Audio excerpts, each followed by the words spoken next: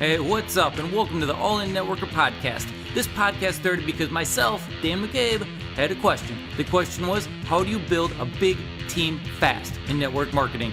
So I asked a good mentor of mine, Dr. David Pietsch, who is a Hall of Famer, 250,000 customers in his downline, tens of thousands of representatives, and he just started spilling the beans. Started telling me everything, not just what worked in the past, but what he is doing in the future to really grow and build his business. I said, hey doc, this needs to be a thing. And he was like, what do you mean? I'm like, we're gonna turn this into a podcast. So here it is, the secret straight from his mouth into your ears. Whatever we can do to help you and the industry grow is what we're here for. Let's go ahead and jump right in. Let's get started. Hey, what's up, and welcome back to the All-In Networker podcast. We've got a smiling Dr. David Pietsch today if you're watching us on YouTube, and we're excited to be here. We got you got lots of notes, lots and lots of notes. He just flashed his notepad up to the camera, so if you are watching this on YouTube, we are free-flowing today, as is normal, but you came up with a good topic today, Doctor. We're going to talk about what happens to people when they hit their first major hurdle in network marketing. They sign up, they seem like that ace, that person you want on your team. They spend 90 days, 6 months, and they're just clicking along like nobody's business. They hit that first major hurdle, which we both know has a tendency to take a lot of people out. So jump on in. Let us know what's going on. What do you think? Well, this is a good topic because this is just really what happens. This is really what happens. I mean, we all are flipping cards looking for the ace, and every once in a while you find them, and we put, a lot of effort into those people. We try to clone ourselves, and we watch these people go and set records a lot of times. They'll go in and put in huge numbers, hundreds of people usually in a very fast time frame. And those of us who've done the business and been around for a long time, we just know that there's a storm around every corner. So whether it's they put a lot of people in, but none of them are really engaging and doing it, they feel like they're the only person on their team, or in the world that we're living in right now, Dan, with COVID and stuff, a lot of companies are having financial issues. So maybe, your check's a day late or 5 or something like that. Or, maybe one of your leaders gets poached by another network marketing company. All I can tell you is I don't know what the storm is going to be, but it's coming. Yeah. And let's see what this new hot shot on your team actually does when the storm comes. Because, we teach people to read the personal development books, to work on their leadership skills. And we have them listening to audio. So we want them to come to the training so that they can just grow as a person and as a leader. But I would say that the vast majority of people that come in and are the ones that you're looking for, they put in the numbers. When the first storm comes, it ends up taking them out. It's the death blow. Yeah. Well, in a lot of businesses, especially in entrepreneurship, it can be really tricky to keep your energy level up. And when things are going good in the beginning there and your energy's up and you're building momentum and you're growing, it's easy. Everything's easy. But you get that first blow and it immediately puts you into a negative mindset. Some people, it kills their momentum. And momentum is one of the hardest things to get back when it dies. And we know this very well as network marketers, that when momentum's down, that it's hard to get it back. But just getting back into that positive mind frame, a lot of people don't recover. So, let's talk about it a little bit. You talked about some of the examples of people that have faced those situations, what those situations could be. And we see them in all companies, all of them. I don't care how big the company is, how long it's been around. We see it in all companies. There's always storms around every corner. Uplines always leaving. It's amazing. And All-In Networker, how many people come through our training programs that say to me, when I ask them, I'm like, have you found an upline leader that you can model and talk to? And they're like, well, no, they left, So it happens to everybody. But you've seen people, get through this as well. What have you seen that has worked for some people that have hit that first one? You're like, oh, they're done. But then sure enough, 2-3 months later, they've made their comeback. Well, before I answer that question, let me just tell you what I really think is going on as to why they're taken out of the game. What takes them out of the game is to go from $0 to $100,000 a year in network marketing. You have to do all of the work yourself. In the beginning, you're not even a leader. You don't even have the skills yet. It is just sweat equity. You're just out there hustling. You're making things happen. You're learning on the job as you're doing it. You've created no leaders on your team. So you have bodies that are, coming in, buying product, you're moving product, you've got volume coming in, but you don't have any leadership. So when the storm comes, all the sheep just scatter. So that's what happens. And you just have to understand that you have to get through that first year. You just have to go through, take your lumps, and it's all about cloning. It's all about you and your leadership, because your growth is like this, but your leadership is like this. You don't have anybody else that you've duplicated. It's almost impossible unless the people in your downline have come from a network marketing background for some other company. You're teaching these people something that they're not good. They don't have any skills. They don't have any idea what it actually looks like. And so when the storm comes, they think that it doesn't work. So, I think the only way to come off the other end of it is just to keep going. The only way, you just keep going. You go to the events, you keep reading the books, you keep hanging around. I think network marketing is this. You hang around the people that have gone on before you, that have done it or are currently doing it, or in the best case scenario, both. And you just hang around them, you watch them, you observe them, you do what they do, and you become like them. They're just people that have experience. And the thing that's amazing in network marketing is, if you really want to learn how to do it, there's so much training that's available. And there's, if you don't have an upline that you can model, you can just basically take this individual and just shadow them, then put yourself in a situation where you can, because you're probably not going to make it. If you don't, you're going to have to go, if you don't have it, you're going to have to get a lot of outside training, probably even outside of your own company. You're going to have to find other people to train you so that you learn these skills. And you can do it, it's possible, but it's just a matter of just staying the course, thinking long-term, thinking like a professional, not an amateur. These people that say, like I had a guy the other day say to me, yeah, I'm going to give it everything I got for 90 days. And it's just like, that's a person that doesn't, we will take it, of course. It's my job in that 90 days to, help him understand what a stupid thing that is to really say. I didn't, say when I was 22 years old, well, hey, I'm going to go to chiropractic school for 90 days and I'm going to see how it goes. Give me a break. I knew that it was 4 years the minute I signed up, but over here, they just don't know. They don't know what it takes. And so it's our job as leaders to teach them. If there's anything wrong on my team, it's my fault. I've got to take responsibility. That's what leaders do. So it's my job as leaders to tell the people on my team, a storm's coming there, hot shot. And when it comes, we'll see how tough you really are. You're going to fall down. We'll see if you get back up. We're going to see what you do when everybody on your team quits. We're going to see, what happens when you go work your happy little butt off for the next year and you profit ultimately zero. We'll see if you keep doing it there, big boy. These are just real life conversations. In your first year in network marketing, I don't think you make a lot of money. If you're doing all the things we tell you to do, you're going to events and you're investing in yourself and you're spending money on that, probably more than you're actually making. So not many people are willing, and a lot of the people that are critics of network marketing, they go, see, it's a scam. Well, listen up, McFly. Was it a scam when I went to college for 8 years to be a chiropractor and, went hundreds of thousands of dollars in debt? Was that a scam? It's the same thing here. Yes, you have the potential to earn money as you go. There's no guarantee on anything, but what the guarantee is, if you're going to make it, you better learn the skills. So, it's just like anything else. It's a real profession.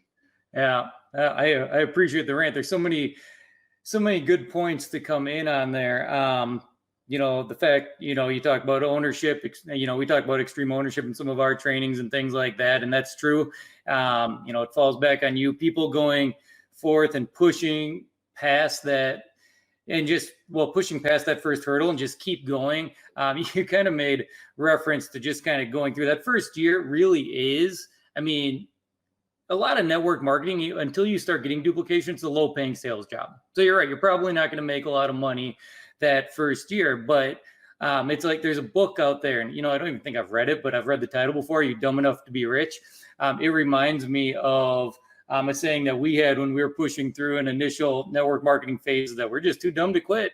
But that was really, we're too dumb to quit because we knew what was on the other side and just kept pushing us through. That was the phrase that kept us going, because we saw the examples, we saw the results, we saw the leadership, and I was fortunate to have leaders like you that I could look up to and be like, they've done it. I've seen it. It's been done. There are people, you reference them that don't have that leader anymore. Their upline quit. They can't get a hold of, the successful leader in their upline that lives 7 states over, that's never heard of them before and isn't going to give them the time of day. At which point they do have to figure out outside training, all in network or somewhere else in order to get that. But that's kind of a good point. Let's go back to that one for just a second. So I'm sure you've had those people in your downline, 250,000 customers, people that have reached out to you that say, I don't have an upline. I mean, you are technically their upline. How do you handle those people? Well, I just say you have to do it all yourself then. Yeah. Because it's like, I just think about my own self.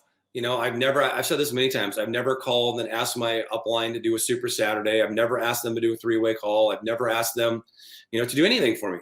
Really, I haven't. Yep. And, I just said from day one, if it is to be, it's up to me. I get it that the masses of people are just not ready. They just can't handle that. But it is the truth. You got to figure it out. I mean, it's not like this is rocket science that we're doing here. I mean, what do you think you have to do there, hotshot? I mean, give me a break. You got to get your network in place. You got to work on your own skills. You got to work on your own belief system in the profession of network marketing, the company that you're in, the product that you're in, the system that you have to have people come into. It's all you. Mm-hmm. It's your belief that is transferred to other people that this is a viable way to earn money. And then you come alongside them and say, I'm going to help you do it. Right. And we thought, within Networker Pro and some of the systems and things like that we offer and we train people on, these systems need to be created. They need to be created by leadership somewhere along the way on how to properly build this business. In my opinion, anyways, leadership, it's somewhere that field leadership needs to create these systems and do these trainings, because corporate can only give you so much. The real training comes from leaders that have been there and done that before and are still actively participating in it. And if you don't have it, you do have to create it yourself. When it comes to those systems and things to plug into, some people like the comfort of being able to fall back on something that a leader's already created. If they can plug into that system, I've seen lots of people in your downline that simply plug into one of the different leaders' systems and their videos and things like that. And it's worked out okay for them. And some of them have pushed beyond it. But you either got to find somebody who has it, or you just need to create it from scratch. And you need to become an obsessive learner. Just like how college, you spend a bunch of money and it forces you to learn. Network marketing, they're like, we're going to teach you everything for dirt cheap or free, but you need to be obsessive about learning it. And that's where the podcast, when you're going to sleep and waking up, show up. And the never-ending stack of books that you can't seem to get through just keep showing up over and over again. And then the consistent action once you've built that belief. So I don't know. It all makes sense. And I think people need that reality check and that slap in the face every once in a while that they need to go out there and build a lot of this themselves, and that there are going to be hurdles and there are times that are going to suck. Yeah. I mean, you take all this training that is out there now more so than ever in history, and you learn from the people that have gone on before you. Then you take the information and go do it yourself for your own team from you down. And then you can do it however it is that you want to do it. So right. I mean, I would just encourage everyone, you plug in to these systems and trainings that we put in place for you or your company or whoever you're going to use until you know it like we know it. Then you can go out there and just knock yourself out, do it yourself. Yeah. Yeah. Well, and if you don't have those systems in place, you got to start building it up front. If your upline did leave, if you can't get a hold of a leader, you got to create some stuff. It's just part of the process. If you love your company enough and you love your product enough and you love your situation enough, you'll figure it out. You'll do it. You need to push through and do it. Otherwise, you just need to find a better situation for yourself. I remember some guys that came into your organization from Canada, from Vancouver. I'm not sure where they're at these days, a few years ago, and they just skyrocketed to the mid ranks in the company. You remember that group? Yep. Hey, what's up, you guys? It's Dan. And I want to take 30 seconds to introduce you to networkerpro.io, because right now they got a free 14-day trial going on. If you've learned one thing listening to Dr. Pietsch and myself, it's that systems and automation are the way to build a big team. The way to get the big whales on your team is to have proper systems and automation in your business, and Networker Pro can do that for you. You can build all of your websites, your lead generation funnels, your email automation. It's a complete CRM. The calendar is built right into it, so you don't need to integrate with a different calendar. It is all right there. And right now you can go test it out on a 14-day trial for absolutely nothing. So I'm really excited about it. I'm fortunate that I was able to partner with some developers and have them build a software that became the backbone for what I believe is the #1 network marketers tool out there on the market today. All right, let's get back to the podcast.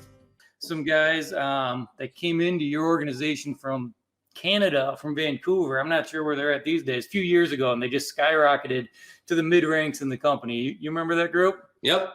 And I remember hearing their story once, and this is a little off topic, but I remember them telling their story that they were successful prior to getting into your company, your team, the leaders that they're working with. They're successful in different businesses that weren't network marketing, but they saw the potential in network marketing. And they spent a year researching how to build a network marketing business and interviewing and finding the right team to be on. And they ended up choosing one of your leaders' teams. Does that story sound familiar? Yep. Yeah. So that could be it for some people as well. Like, just finding yourself in the exact right situation. And people that understand business understand what it takes to be successful at business. And I always thought that was just a very just a good story, a good reminder that successful people get into network marketing all the time. They do their research beforehand, just like you're starting any business. You think? Yeah. I mean, it's just network marketing for the most part is just amateur hour, because you just get a bunch of people in that, they have no idea why they're signing up. They have no idea what they really want. I mean, when these people say you got to have a why that makes you cry right off the bat, I just don't think that's the case. I mean, these people are just signing up because you're pressuring them to sign up, and, it doesn't cost a lot of money. So no harm, no foul. They're not out there to change the world right off the bat, with some big, massive why 999 times out of 1,000. Now that can change over time when they realize the vehicle that they actually have. But I mean, I just baby step people way more than that thing right there. I mean, it's just like, hey, dude, let's see if you can get 4 and waive your fees. I mean, let's start with some alphabet soup. Let's see if you can get one person in front of me. I mean, right. Come on, it's like, the people that can do that. I mean, this is what happens. You get them in. Okay, I gave you an assignment. You send me a text of your top 20. Rock and roll, dude. Okay, here's the next thing. Why don't you get 4 of those people on a Zoom call with me today? Let's show 4 today. Okay, why don't we, go out there and make 4 sales? Maybe we have to show 10 to get 4. Okay, let's see if you can actually do that. And you just keep giving them assignments, and you see whether they're willing to do it or not, or if they can do it. And then if they do, okay, then we just keep going and going and going and going and going. And then I just know that this little new infant baby toddler that I have, that there's a storm coming, where some big bully's going to punch you right in the nose and you're going to get hammered. And then I'm going to find out what I really have. Who am I really dealing with? What kind of cookies does this individual really have? And if they can get back up from the punch in the nose, then we just keep pouring into them. We're always just looking for the people that are teachable and coachable and actually do the things that we ask them to do. It's really not that complicated. If you're having to push people and beg people to go to the trainings and get people in front of you, you just want it more for them than they want it for themselves. I mean, you can put up with a little bit of that crap in the very beginning, because again, they don't know anything about anything, but after a while it's like, dude, why am I, the $1 million a year earner begging you, Joe, who works at the gym, who makes $40,000 a year? Why do I want something better for you than you want for yourself? I mean, eventually you're just working with the wrong people. Recognize it. Go spend your time with somebody else that really wants it. Yeah. Just because you see it the way you see it doesn't mean they see it. They've got different opinions and a different take on life at this point. The timing just isn't right. They're a good one for the follow-up bucket, because their life might change 6 months from now, and that's where it's good to have an automated system. But yeah, I remember we used to have a guy on our team that wanted it so bad for people that he would start yelling at his people when they didn't do the things that he thought they should be doing. And we were like, whoa, you can't do that to them necessarily. Like, if they don't want it, it's, it gets said time and time again in this industry. Like, if they don't want it as much as, you need them to want it, or they should want it, or if they don't really want to build it, you just got to go find more people.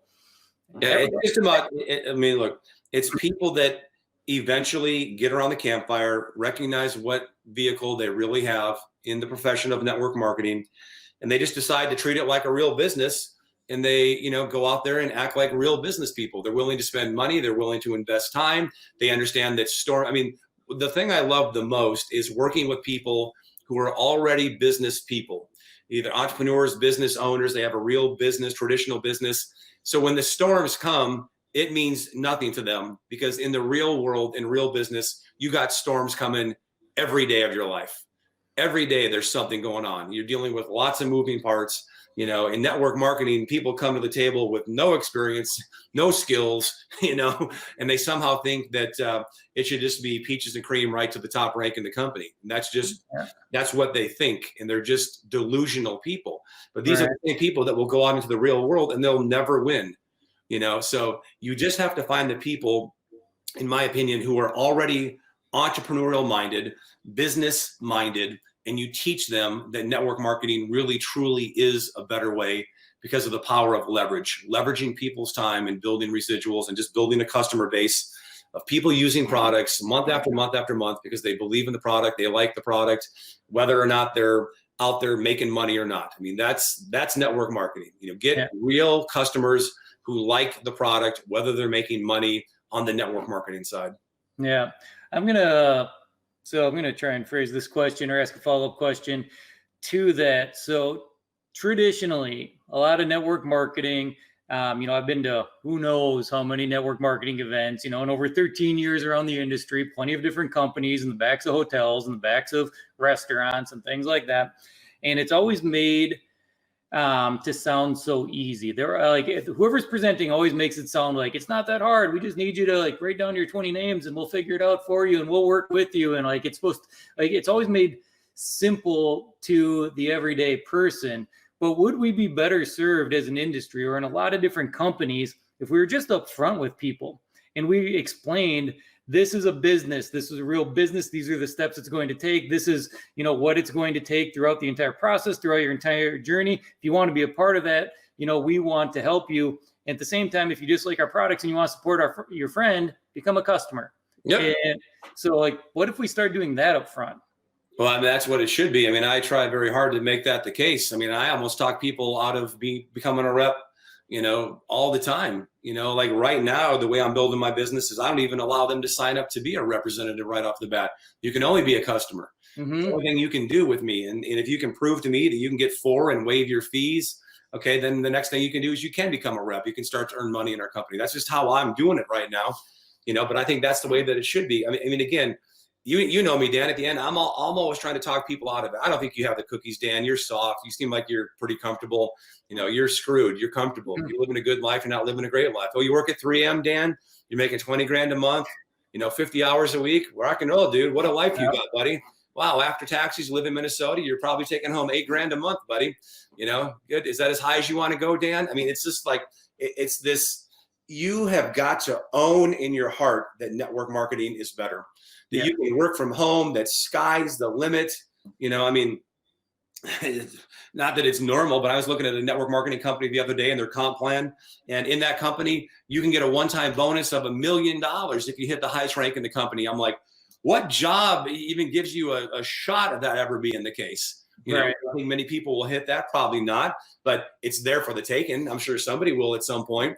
It's like, what if you got a $250,000 bonus? Is that a possibility in your job at 3M there, Danny boy? I mean, it's just, you've just got to put yourself in a situation where you understand, hey, I got to have some sort of business for tax reasons. I've got to be the master and commander of my own ship rather than, having a job. I got to get out of this employee mindset. I have to understand that this is a real business. There are going to be challenges all over the place and I must overcome them. I am a problem solver.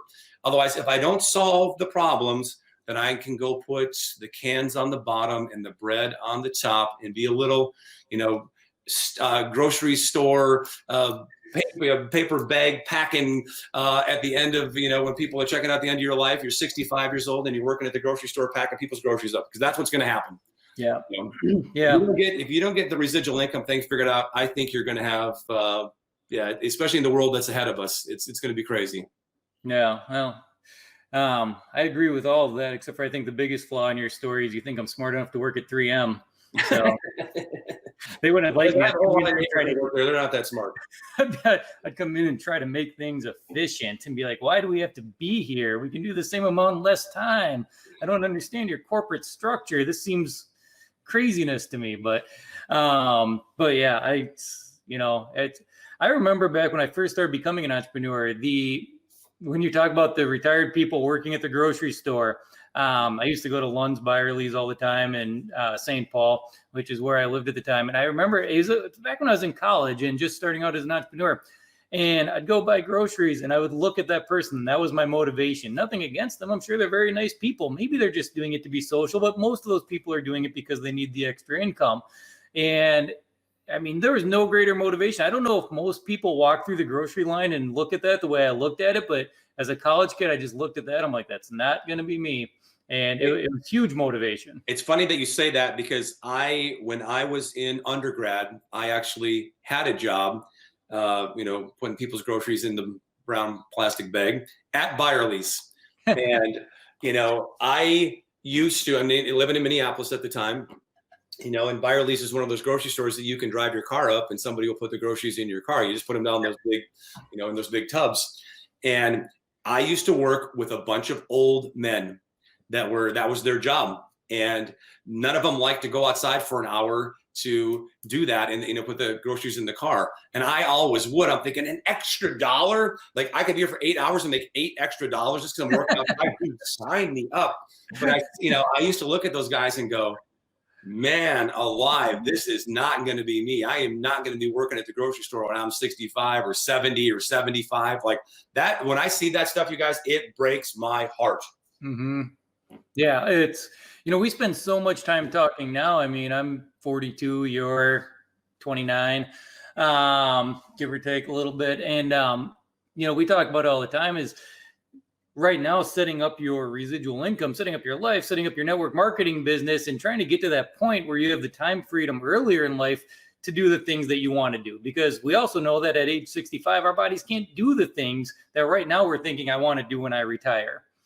So we need to get there sooner, let alone like to get to the finish line, get to the hypothetical finish line that we've been taught our entire life is get to 65 and then we still don't get to go do what we want. Then we get to go and bag groceries, which, Dan, another one that drives me bonkers because I fly a lot is you'll see some sharp looking, good looking guy, older gentleman, 60 years old, flight attendant, on the airplane. And I'm just going, oh, dude, you just like, I had a gal cleaning my teeth one time. She's a dental hygienist. And she said, I've been cleaning teeth for 45 years. And I was she probably took it the wrong way, but I said, in 45 years, you could have learned how to fly the space shuttle and do a heart transplant and learn Chinese. I mean, what are you doing? Because my sister's a dental hygienist. These people are broke. My mom, my sister, my wife, everybody in my family's dental hygiene. Let me just tell you something. They're broke. They're broke. Yeah. So you have to get good at something that's worth getting good at. You can look at people's teeth all day long. You can stack their groceries up in bags.